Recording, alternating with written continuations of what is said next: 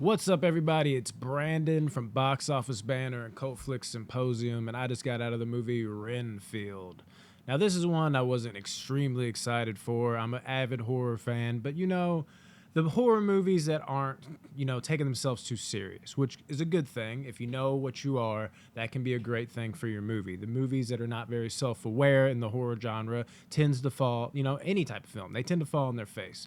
This film knows exactly what it is. Now, while I know that, it shows that in the trailer that it knows exactly what it is, unless the trailer is completely misleading and not well marketed. It seems like it understands that it's a funny, playful horror movie. But while I know that, those type of movies have just never really been my style. They're my style in the sense that I always enjoy them, but I never walk away just like, oh my God, mind blowing. And that is exactly what I got with this film.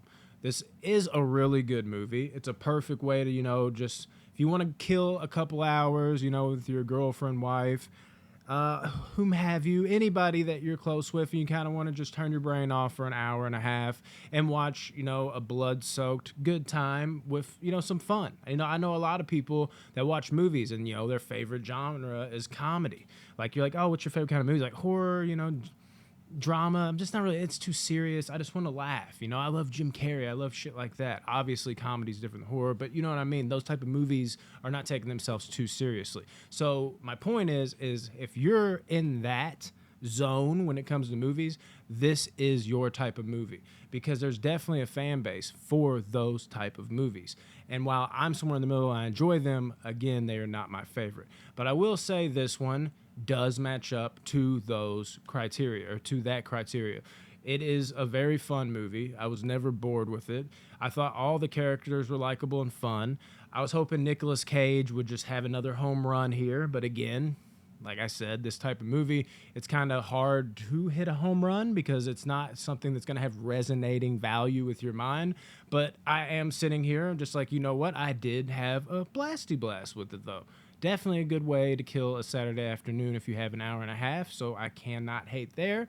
And I cannot hate on what Nicolas Cage did with the performance of Count Dracula.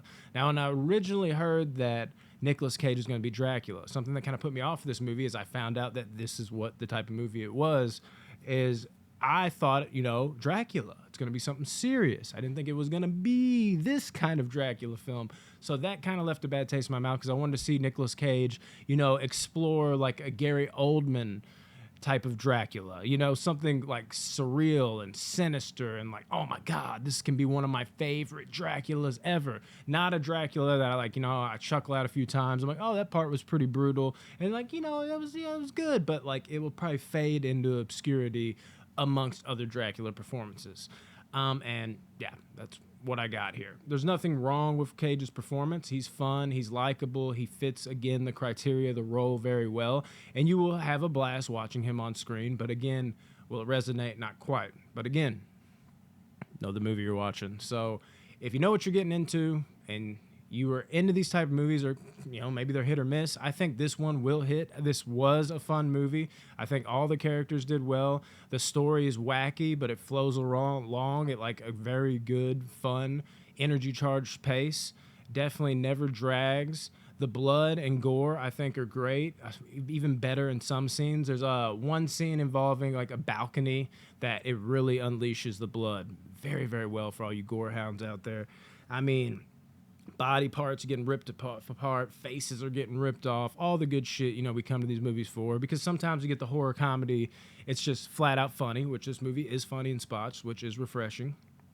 And then you have the horror aspect, and you're like, yeah, but that part didn't measure up because it wants to be a comedy being funny and the horror sprinkled in. And you know what? I'll give this movie credit for that, because sometimes, where I'm saying the comedy will be overbearing and then the fucking horror won't be there, it doesn't do that. The horror is definitely there, but then sometimes the horror will be there, but then the comedy doesn't really work. This movie balances both of those things very well, so I will give it a leg up in that regard. And like I said, it just flows along at a great pace. There's really no complaints I have for this movie, but again, what I've harped on over and over again, it's not an amazing movie because of what it is. Great way to kill a Saturday afternoon, maybe a Sunday afternoon for you. It was for me and my wife. I think you'll have a good time with this one. Renfield is a 7.3 3 out of 10, which is really good. It's a really good score for me. Like I said, I would have preferred it to be a more serious film. Like, my personal biases are killing me here because I'm really rooting for Nicolas Cage. He did good in this movie, like I said, but if it would have been a darker take on Dracula with Nicolas Cage, I wanted that role for him. I would have been a lot more excited, I think, here today. But for what it is, what a time. Good times. Really nailed it with this type of vibe. So definitely go see Renfield if you got a chance. Get your popcorn ready and kill a, good Saturday, Sunday afternoon Dracula styles. I don't think you'll regret it. 7.3 out of 10, guys.